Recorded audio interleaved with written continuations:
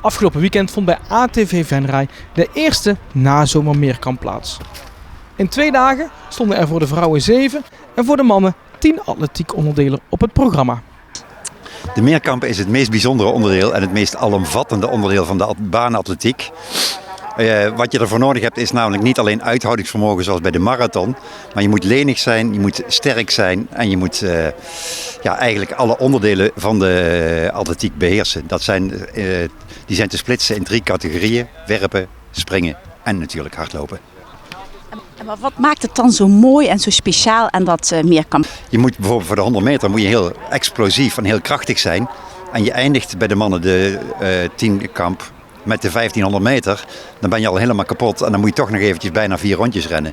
Dus het is echt die mix van explosiviteit, kracht en gewoon je focus houden gedurende 2 dagen. En zeker bij dit weer natuurlijk.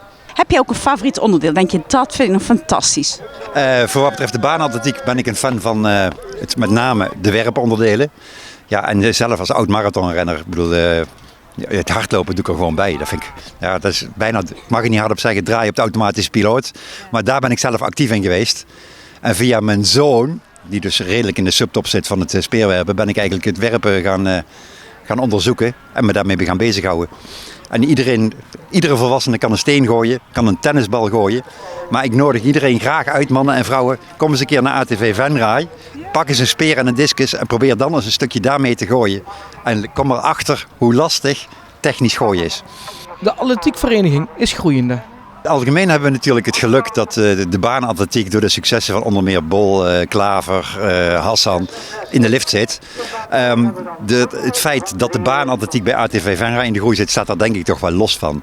Kijk, dat wij nu sinds 2 jaar, en daar ben ik best wel trots op, weer eindelijk de A van ATV Venray hard maken door 2 senioren competitieploegen te hebben. Want iedereen... voorheen werd ATV in Venray toch en omstreken toch vooral geassocieerd als hardloopgroep. Maar we zijn veel meer. Net als de atletiek veel meer is dan alleen hardlopen. We zitten in de lift. We hebben niet zoveel uitval gehad na corona. Ja, en inderdaad, het is natuurlijk nog wel zo dat 70% van onze leden, dat zijn mensen dat zijn de recreante hardlopers. En dan heb je nog een stukje triatleet en een stukje wandelaar. Nou, ik heb nog wel een uitdaging. Ik kwam hier binnen. Ja, ik ben nu ruim 5 jaar hier actief. Met de vraag van hoe durf je jezelf atletiekvereniging te noemen als je geen baanatletiek voor senioren hebt. Die teams hebben we nu en die zijn godzijdank groeiende.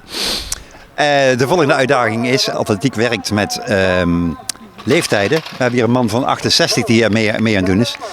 Dat we dus nu ook competitieploegen senioren gaan krijgen. Dus mannen en vrouwen van Venray van 35 plus. Want dan ben je dus al... master heet het dan in de atletiek. Dan kun je inderdaad lid worden van niet alleen een mooie vereniging, maar ook je een prachtige sport gaan beoefenen. Er wordt bij de sportvereniging op maandag en woensdagavond getraind.